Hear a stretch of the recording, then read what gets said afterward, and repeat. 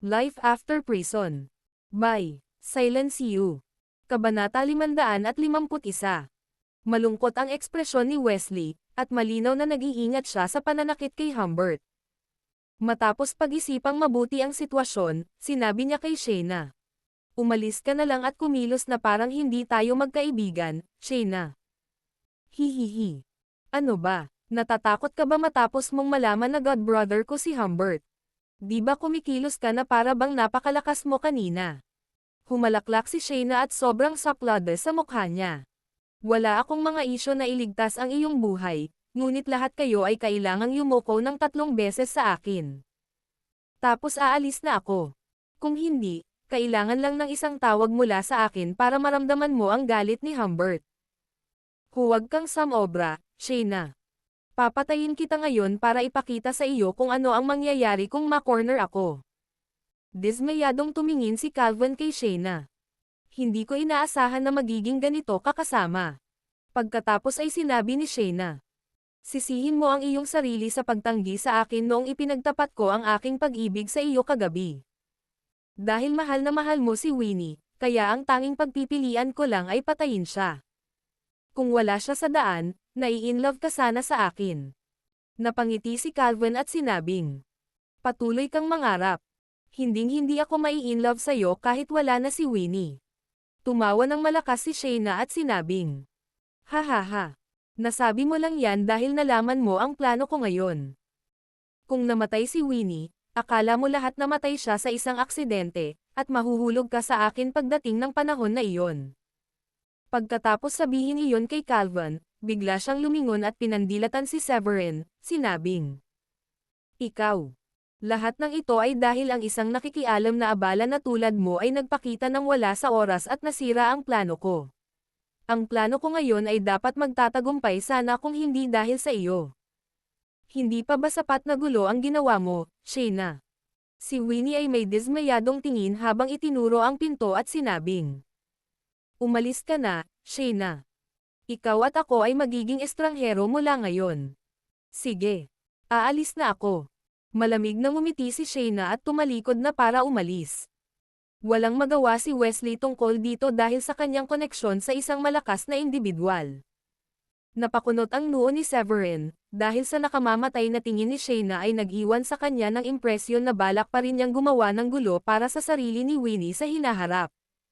Hindi naman siya nag-aalala tungkol doon. Sa halip, tinanong niya si Wesley at ang iba pa. Ganon ba kawalang katarungan ang mga tao ni Echoes Hall? Umiikot ba sila sa pagpatay ng mga tao nang walang dahilan? Ngumiti ng mapait si Wesley.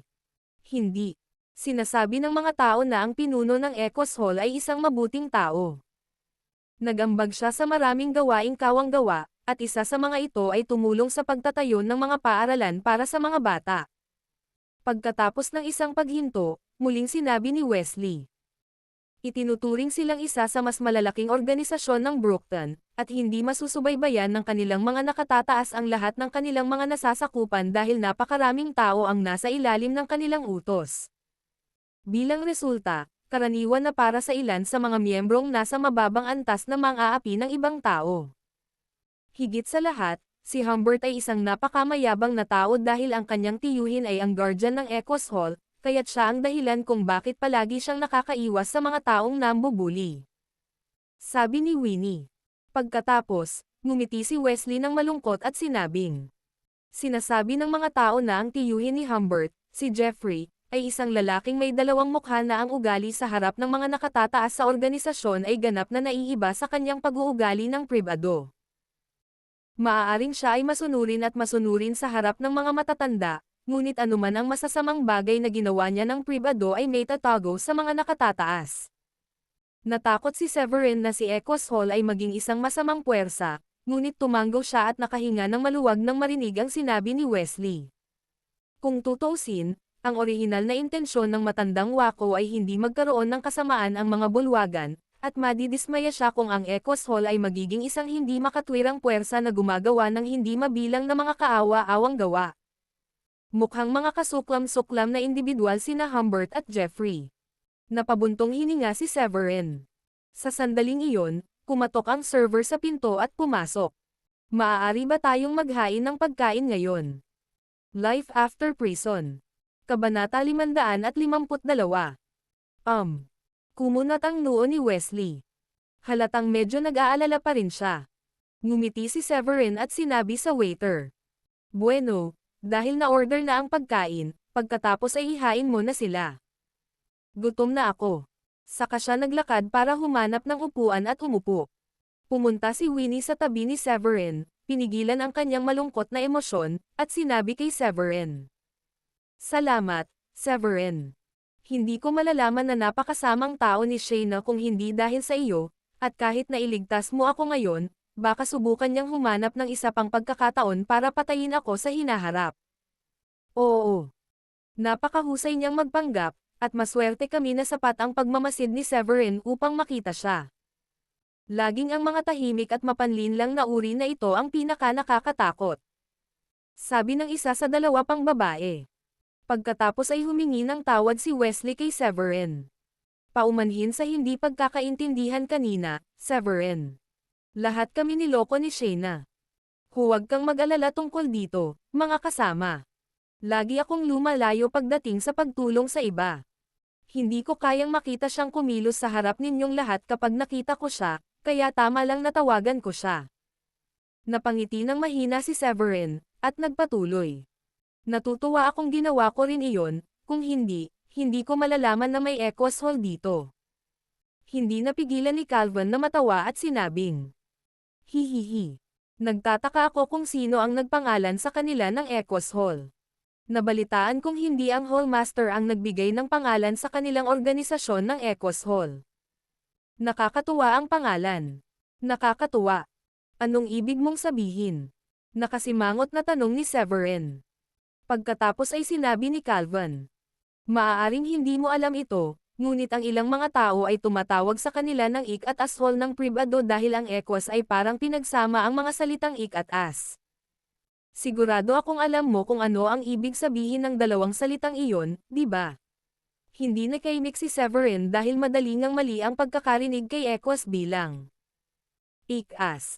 Napaisip ulit siya at tumawa ng malakas. Paano kung saan pa natin ito dadalhin?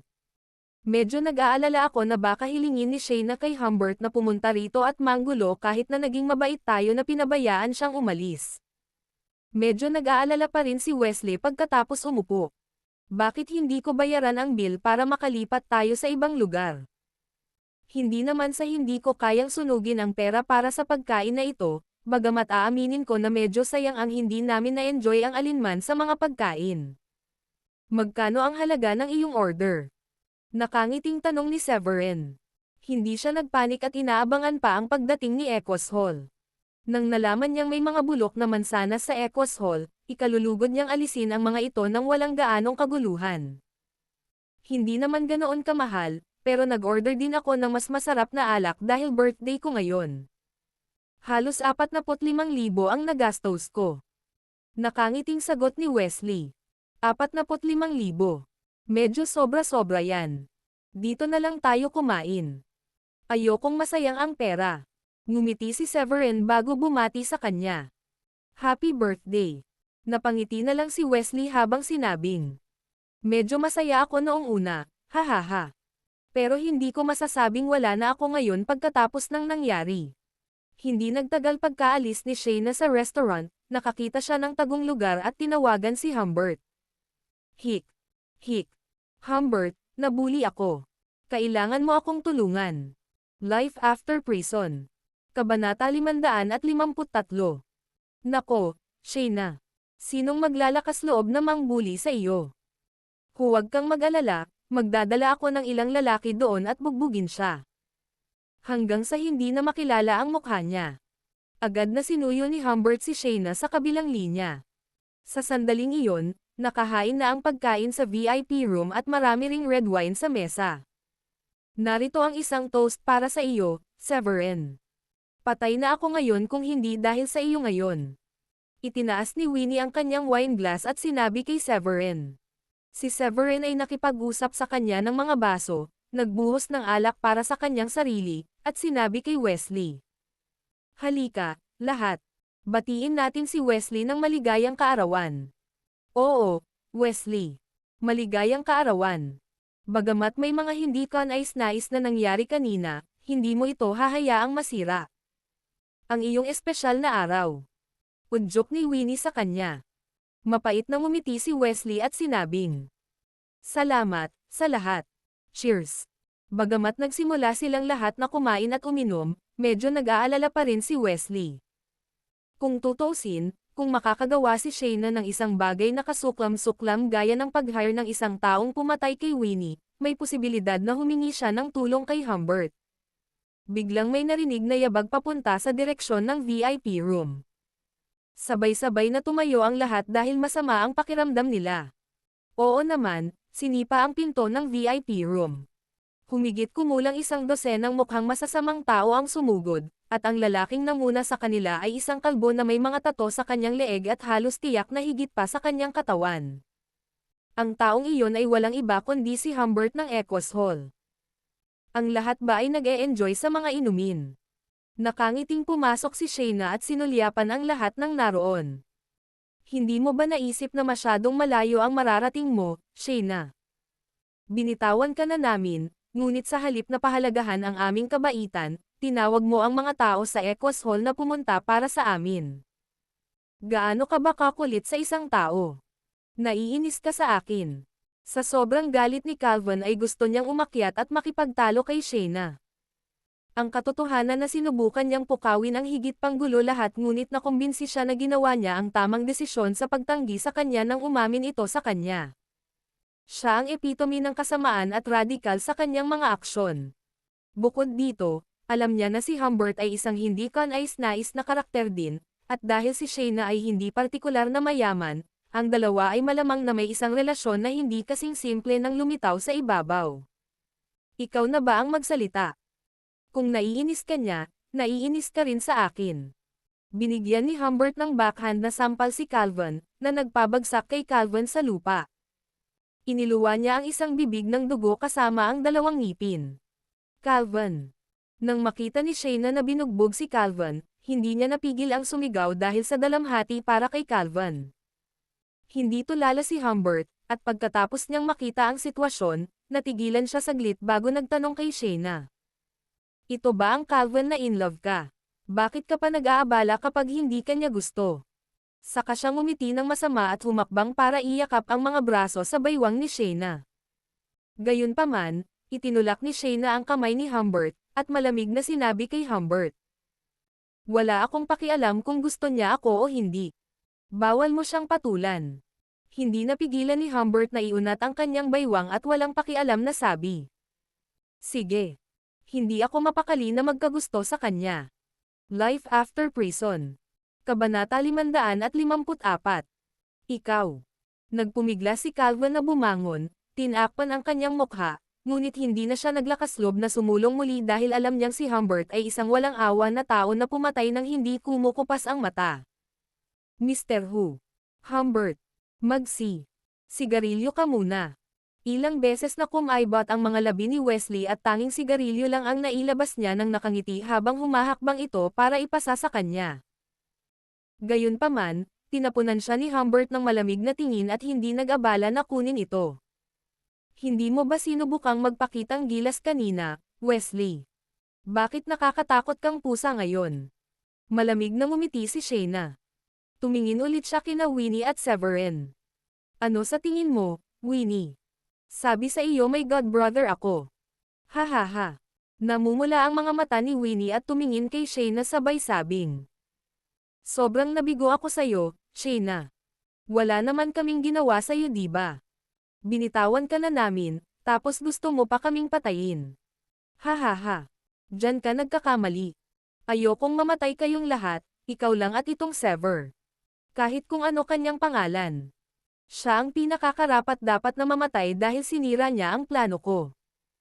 Si Shayna ay labis na mayabang at hindi nagpakita ng indikasyon ng pagnanais na magsisi. Ngumiti ng pilit si Severin. Si Severin ito, hindi si Sever. Kung ano man ang pangalan niya. Marahas na kumunot ang mga labi ni Shayna ng ilang beses. Mahalaga ba yan? Nasa libingan ka na at iniintindi mo pa rin yan. Ang lakas ng loob mo. Nagulat ako na napakatahimik mo pa rin sa oras na ito. Ang atensyon ni Humbert ay nasa Severin sa buong oras dahil si Severin ay nakatayo lang doon habang nakangiti sa kanyang mga tauhan. Ito ay isang nakakagulat na kaibahan sa iba na natakot sa kanilang mga talino nang makita nila siya, kasama ang iba pang dalawang babae ay dinadala ito sa sukdulan sa pamamagitan ng pagbaba ng kanilang mga ulo nang hindi man lang nangangahas na tumingin kay Humbert. Sa pagtatansya ni Humbert, kailangang may dahilan kung bakit ganoon kalmado si Severin. Hihihi. Iyon ay dahil ang basurang tulad mo ay nasa ilalim ko. Tumawa si Severin bilang walang pag-aalinlangan gaya ng dati.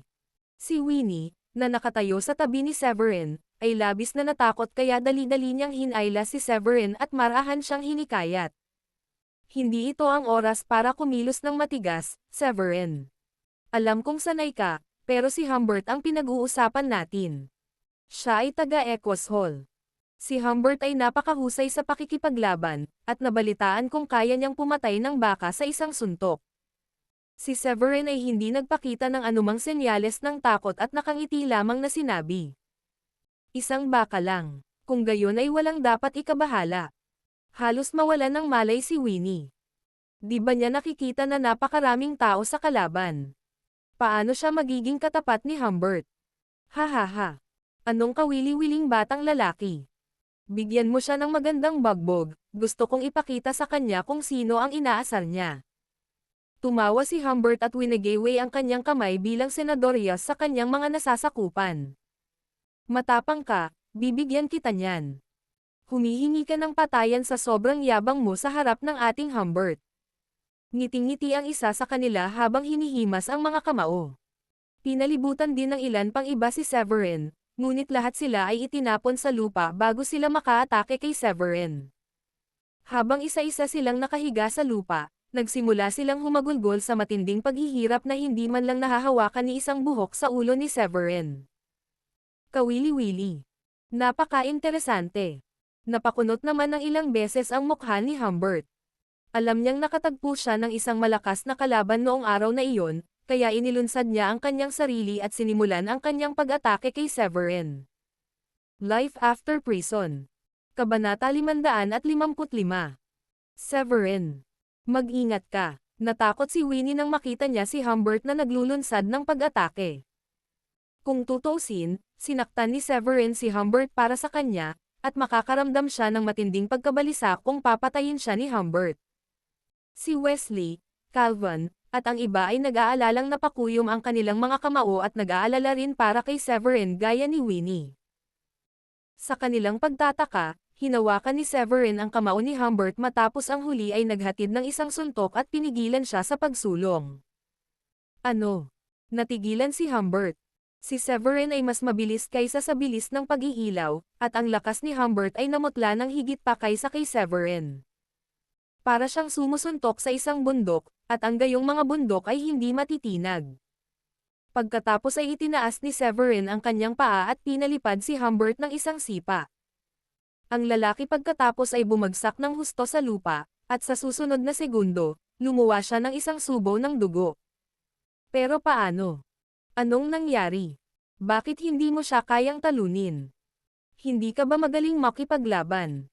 Sa sobrang takot ni Shayna ay tumakbo siya ng mabilis at tinulungan si Humbert na makatayo. Aha!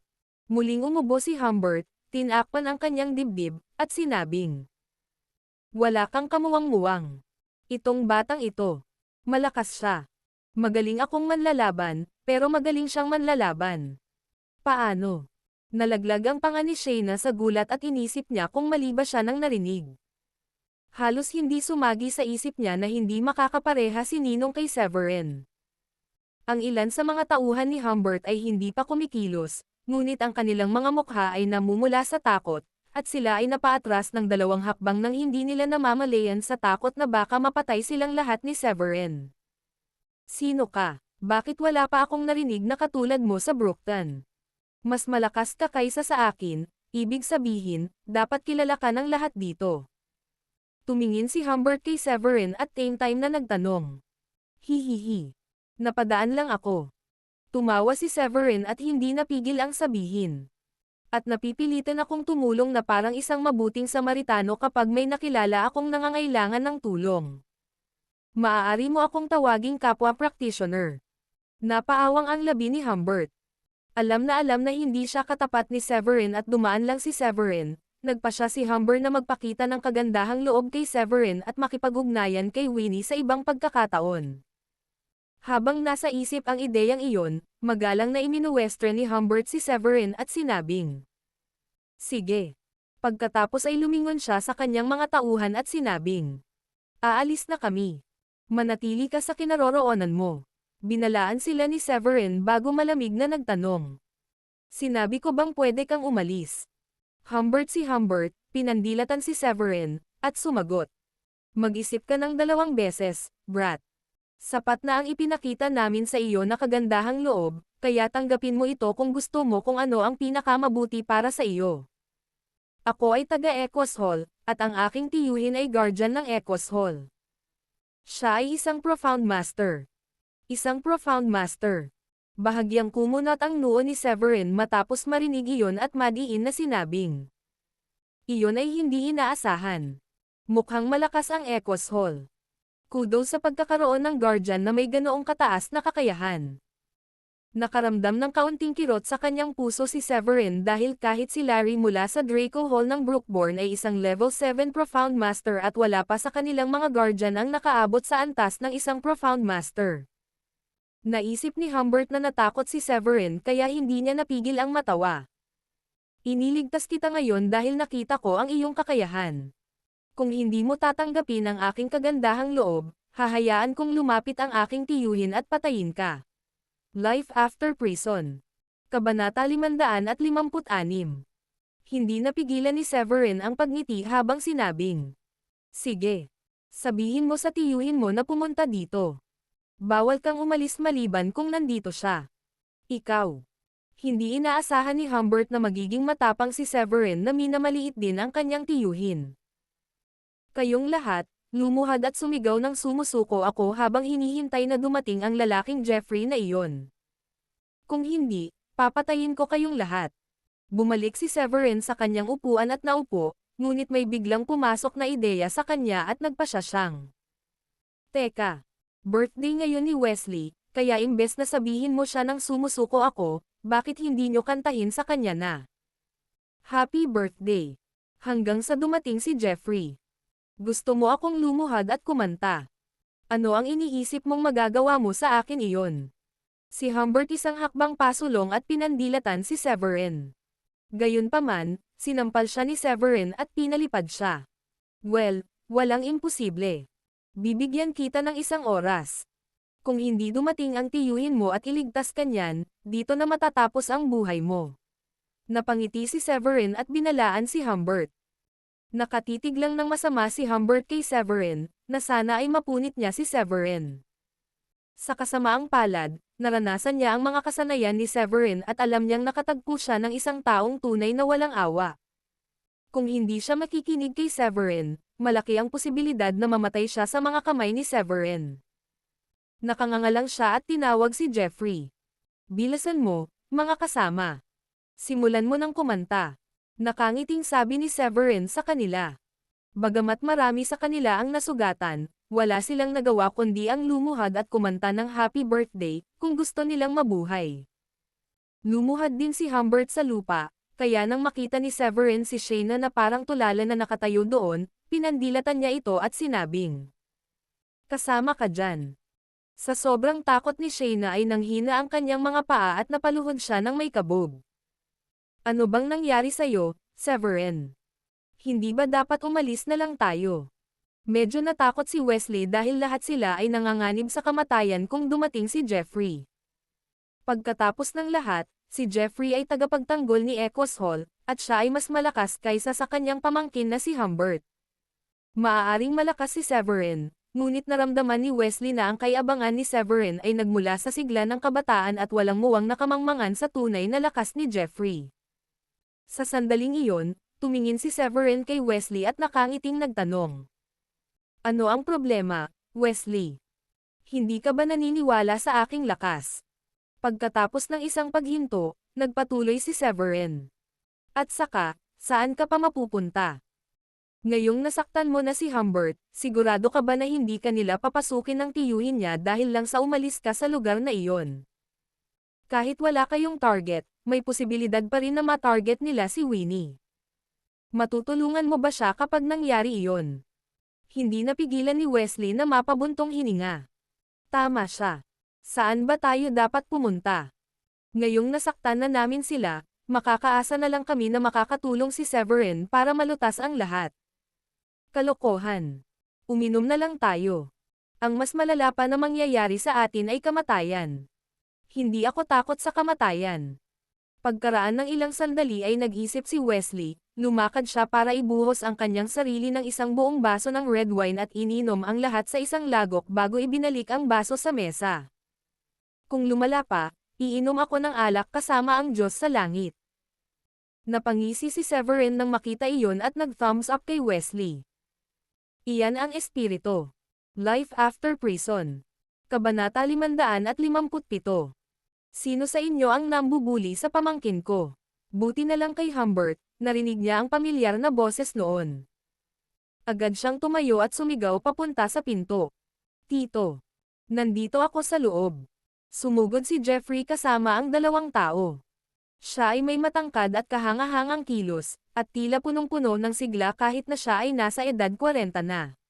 Nang makita ni Shayna at ng iba pa ang kanyang pagdating, lahat sila ay nakahinga ng maluwag at tumayo. Hoy, sabi ko kaya mo nang tumayo. Kumunat ang noo ni Severin, tumayo, at sinigawan sila. Napatulala si Wesley at ang barkada nang makita iyon. Anong klaseng background mayroon siya, at gaano siya kalakas? Hindi ba siya natatakot kay Jeffrey? Sinong pipigilan akong tumayo? Hindi na natakot si Humbert kay Severin at tumingin kay Severin na parang nagsasabing.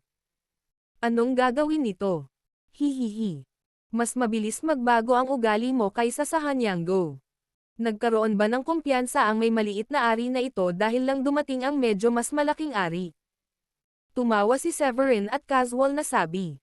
Sa sobrang galit ni Jeffrey ay nanginig ng husto ang kanyang mukha. Pinandilatan niya si Severin at nagtanong. Ang lakas ng loob mong tawagin akong medyo mas malaking ari. Sumagot si Severin. Hihihi. Pumasok ka kasama ang dalawa, at hindi ko sinabi na ikaw ay medyo may mas malaking ari. Ikaw lang ang umamin. Yan ang tinatawag mong pagkondena sa sarili. Puff. Natuwa si Winnie sa mga nakakatuwang pahayag ni Severin. Ito ay isang panahon ng sukdulang kaseryosohan, ngunit siya ay nagkaroon nakakatuwang pahayag. Life after prison. Kabanata 558. Oo, tiyo. Kailangan na niyang mamatay. Masyado siyang mayabang, at minamaliit ka pa niya. Ininsulto din niya ang Eco-asshole at tinawag kaming Ik-asshole, sinasabing lahat tayo ay mga Iki-assholes. Dahil sa galit ni Jeffrey, pinaniwalaan ni Humbert na tiyak na ang pagkamatay ni Severin, at hindi niya maiwasang magdagdag ng mga pampaganda sa kwento.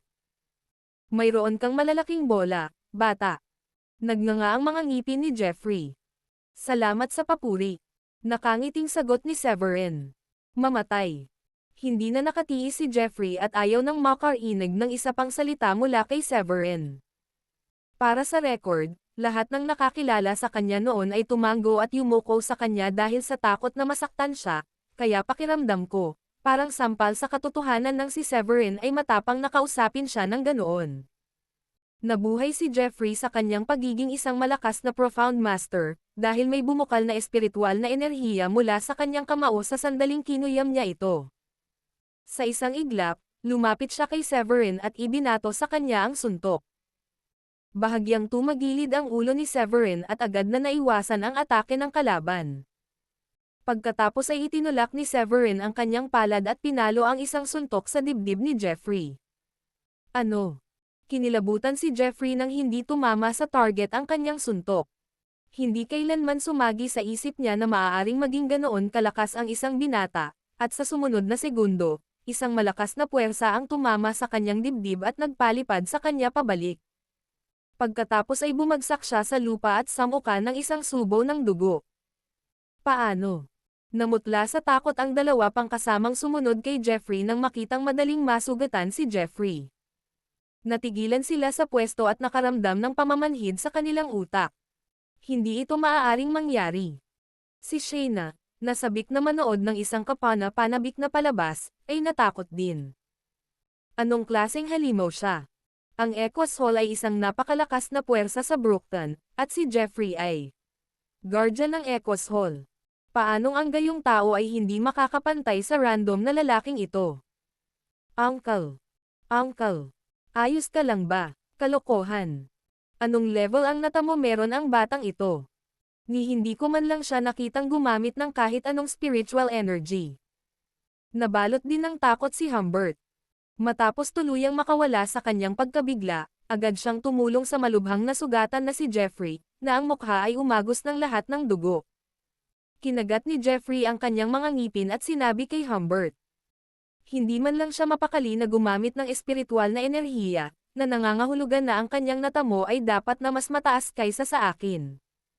Ako ay isang level 2 Profound Master, at kung maaari niya akong masaktan ng husto nang hindi gumagamit ng anumang espiritual na enerhiya, siya ay hindi bababa sa antas ng 4 pataas. Ganyan ba talaga siya kalakas? Tuluyan nang napatulala si Humbert matapos marinig iyon at hindi pa rin makapaniwala na walang kalaban-laban ang kanyang tiyuhin kay Severin. Siya. Masyado siyang malakas. Napalunok din si Wesley sa hindi makapaniwala. Nanlamig ang kanilang dugo nang makita ang pagdating ni Jeffrey, ngunit isang hindi inaasahang pangyayari ang naganap. Ang lamig na nadarama ay napalitan ng matinding init, at sa wakas ay nakahinga na sila ng maluwag. Sa paghusga mula sa kung ano ang nangyari, mayroong higit pa kay Severin kaysa sa unang tingin at marahil siya ay isa sa mga bihirang nakikitang mga elite na manlalaban. Tumingin si Severin kay Jeffrey at nakangiting sinabi. Bibigyan kita ng pagkakataong tumawag ng iba, kung hindi, papatayin kita, ang iyong pamangkin, at si Shayna. Namutla ang mukha ni Shayna sa takot nang marinig iyon, at agad siyang napalingon kay Jeffrey. Bilasan mo, Tiyo. Tumawag ka ng iba. Ayokong mamatay. Life after prison. Kabanata 559. Siya ay baliw, at hindi siya ang iyong regular na baliw. Para isipin na matapang siya para bigyan tayo ng pagkakataong tumawag ng iba. Kudlit. Marahas na kumikibot ang mga labi ni Jeffrey ng ilang beses, ngunit hindi nagtagal ay napuno ng saya ang kanyang puso. Natalo niya kami, ngunit sa halip na patayin kami at lisanin ang lugar na ito, sinabi niya sa amin na tawagan ang ibang tao. Gaano siya kabaliw? Hindi maaaring magkaroon ng isang mas mahusay na kinalabasan kaysa doon. Lumakad siya pasulong at iminuwestra ang kanyang mga kamay kay Severin, na nagsasabing, magaling ka, bata, at hinahangaan kita. Dahil napakabait mo kaya binigyan mo ako ng pagkakataong tumawag ng iba, kung gayon, huwag kang mag-isip kung gagawin ko. Lumingon siya pagkatapos niyang makomplito ang kanyang pangungusap at kinuha ang kanyang telepono. Para tumawag. Hindi mapakali si Severin sa ginagawa ni Jeffrey, kaya tumalikod siya at sinabi sa grupo ni Winnie. Bakit nakatayo rin kayong lahat? Dapat kayong lahat ay nagiinuman. Ngayon ay araw ng pagdiriwang, kaya siguraduhing magpista ng buo. Ha ha ha. Sige, sige. Iinom ako ng kontento. Tumawa si Wesley. Pagkatapos ay pinaalalahanan niya si Severin. Pero huwag kang magpakalasing. Napangiti ng mapait si Severin at sinabing, huwag mong idamay ang sarili mo dyan. Ang tolerance ko sa alak ay napakasarap kaya kung uminom ng mahigit 1,000 tasa ng hindi nalalasing.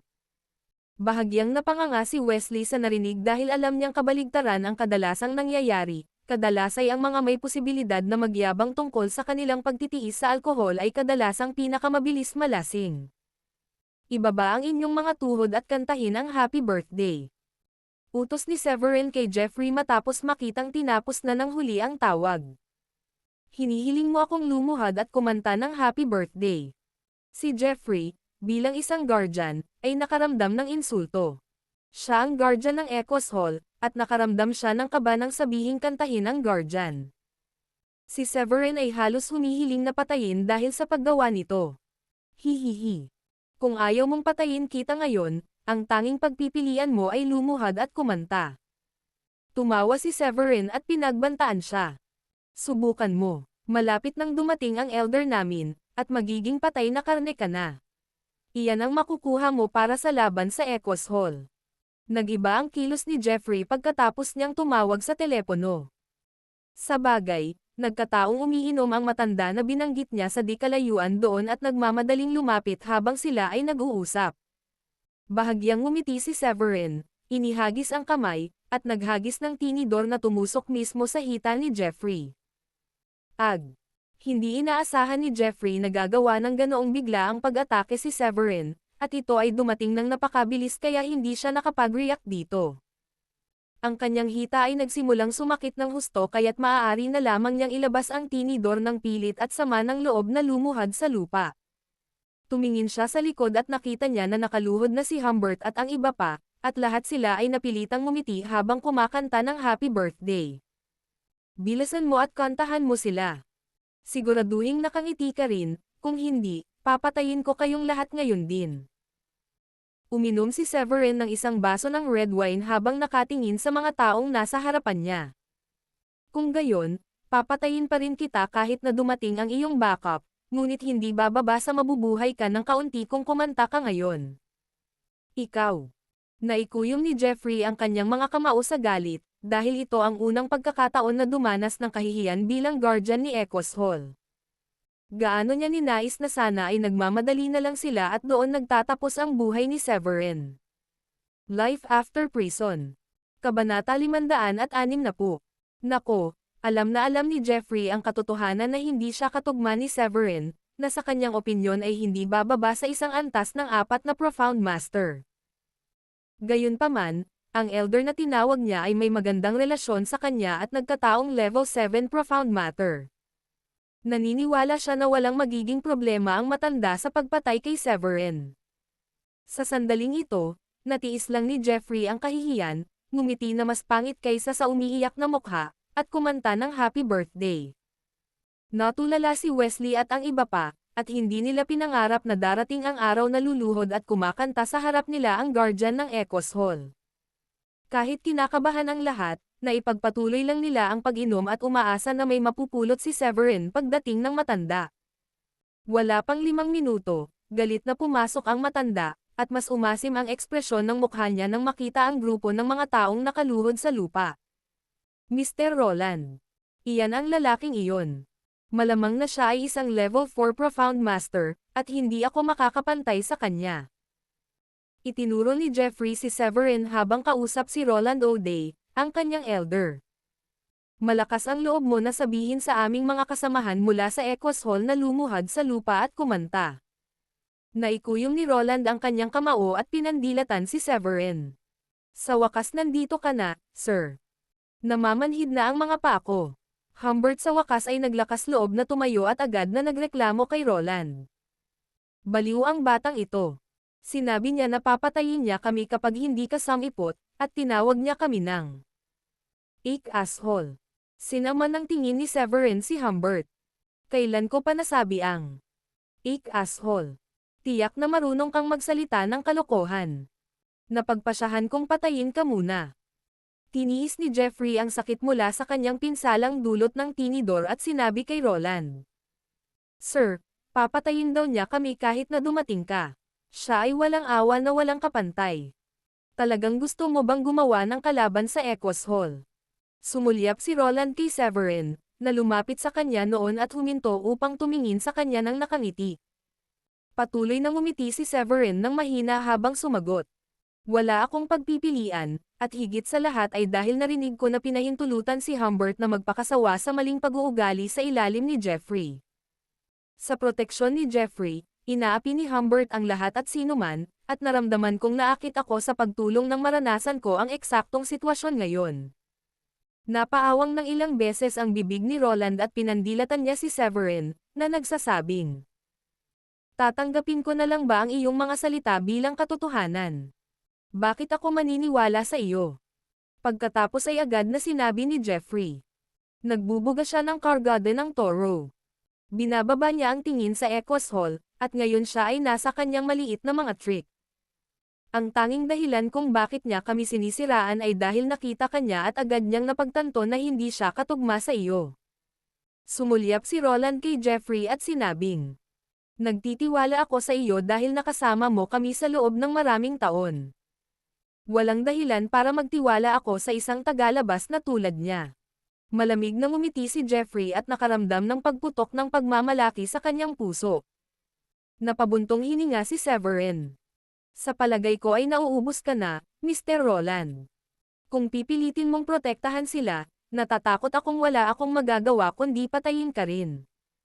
Ang pagprotekta sa kanila ay eksakto kung ano ang plano kong gawin. Ano ang maaari mong gawin tungkol dito?" Agad na tumalon si Roland sa isang kisap mata at itinutok ang kanyang pag-atake sa kanya. Sa wakas ay naunawaan ni Severin na ang katapangan ni Humbert ay nagmula sa pagkakaroon ng suporta ng isang elder na nagpakasawa sa kanila sa kanilang mga paglabag. Kung walang ganoong tao na babalikan, hindi sila magiging sapat na matapang na gumawa ng mga ganoong gawain. Dahil iyon ang nangyari, nagpasya si Severin na walang saysay ang pagpapakita ng anumang awa. Gamit ang mahinang paghampas, hinampas niya ang kamay ni Roland sa isang tabi at naglunsad ng counterattack sa pamamagitan ng paglapat ng kanyang palad sa dibdib ng huli.